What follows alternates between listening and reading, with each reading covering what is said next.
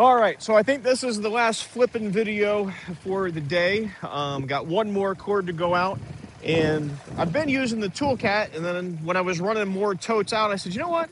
I haven't played with the SK1550, so let's see what that does. And I should have probably more reach, I think, than I have with the Toolcat, so what could go wrong? We'll give it a try. Let's see what happens.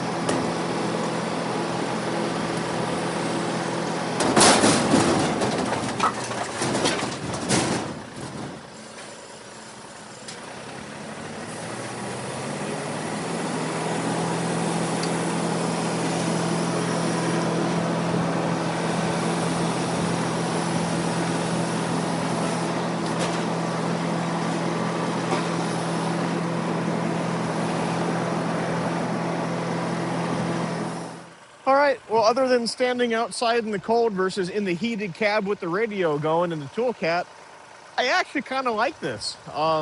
It definitely spun it back and forth with ease.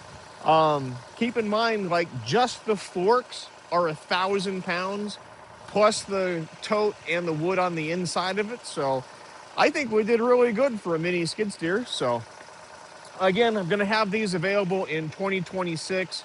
I've got them being made at a local fab shop here in Pennsylvania versus the previous guy that missed it by 4 months. I think they were only doing August, and they got delivered this week, and it's the end of December. So, you know.